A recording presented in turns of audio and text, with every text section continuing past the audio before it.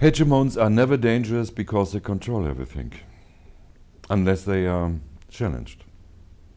And if they are challenged, there is already then a nascent hegemon. And this is not the case. I mean, we are still in a transformative period of structural and constellation changes in the international system of states.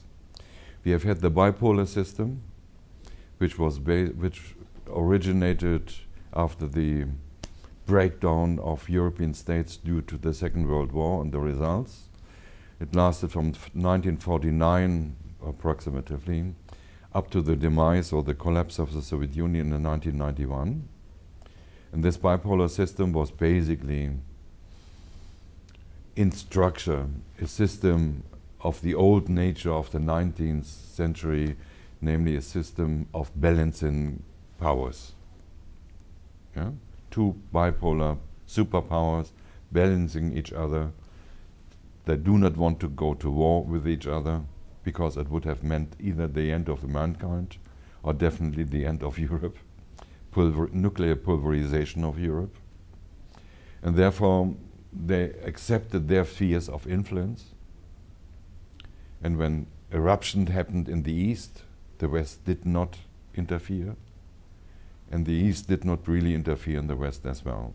So it was a kind of, we don't harm each other because we can kill each other. This was the magic balance of terror, balance of annihilation. It was called MAD, mutual assured destruction. And it was interesting. I mean, this was a very stable system. And it was once to the brink in the Cuban crisis of getting really nasty and breaking down. But after the Cuban crisis, there started then an enormous communication between the two superpowers. But Europe doesn't exist. Europe was just the junior partner in the West with the United States, and the East with the Soviet Union and Moscow. So, after the collapse of the Soviet Union in 1991,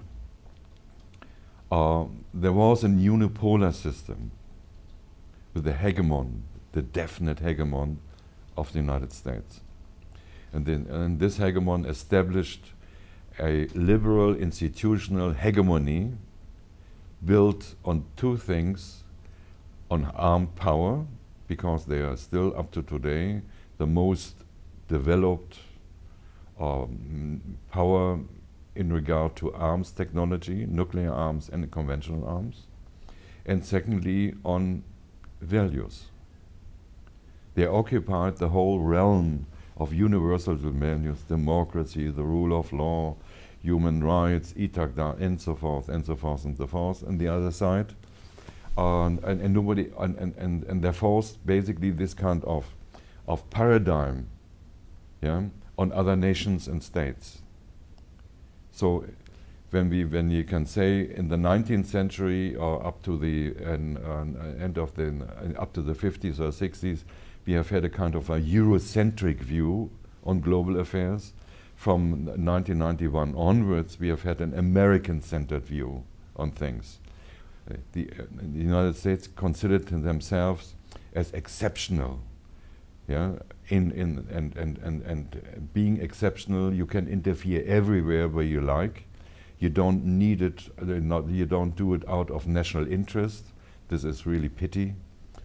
It's only all states are doing this, but a global hegemon is not doing this. A whole global hegemon is striving for the establishment of rule, order, and justice, and of course. By doing so, putting these kind of stances into the realm of smaller and middle states. So, this kind of situation in the international system lasted from 1991, maybe up to 2003, or maybe up to 2007, 8, or 9, whatever. It was an intermediary, interim system. So the hegemony of the United States is not over, but has been reduced in effectiveness and in force dramatically. Yeah? And now we are in a transition stage to a new system. Yeah? The new system is called often polycentric or multipolar, and we have three polycentric actors or multipolar actors, which is China, Russia, and the United States. And then comes a huge pause, a long pause, and then comes the European Union. So it is a system composed of 3 + 1, also 4 actors in total. And of course, these actors have different perceptions of how a world order should be established. The Chinese are looking much more into the internal domestic affairs, and only slowly and starting to move out and having a kind of a global outreach. This is very new. It's just starting. It could lead to clashes. Yeah? Russia has been on its feet or crawling on the ground for 20 years. In military terms, a giant, because Russia and the United States control more than 80% of all nuclear weapons in the world. But you cannot use nuclear weapons. Yeah? But they control them. This is their mighty factor of being called in again or being back from out of the cold into the international scenery. But economically, Russia is a dwarfed, basically non-existent.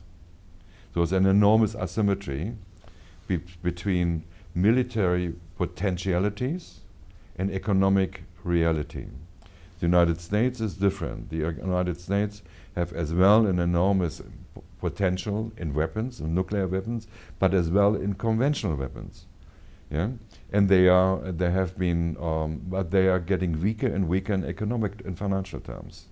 So we have here a very fragile and floating constellation of forces, but let's say the fate of the international system will be defined by these 3 major actors. And the European Union has to decide to a certain degree with whom they want to go together. I mean, this is the situation. This situation is on since the end of the bipolar world. Yeah, of course, there's an enormous tendency and strength among Western middle states or European member states of aligning themselves with the Atlantic community or going together with the United States. But on the other hand, they see as well European interests can differ as well from the American national interest. One example was Iraq 2003, yeah? Or the situation in Syria nowadays, or other factors. So Europe has to get this act together and decide somehow where to go. And I think the situation is very difficult, because you cannot develop an alternative and a sole alternative. You cannot go only with the United States, and you cannot go only with Moscow. This is anyhow too weak and not realistic. So Europe is somehow shifting in between the 2 poles. Yeah, and this kind of instability, of course, penetrates the domestic policies of member states. We see it now with the rise of more national center parties, yeah, which have a different outlook than the established parties. And I think that this kind of process will continue. But Europe, out of this weakness in military terms, but its strength in economic terms, is very well adopted as well to play a kind of a mediation role in conflicts. But so far, we don't have the politicians in the states who can deliver. That's a problem.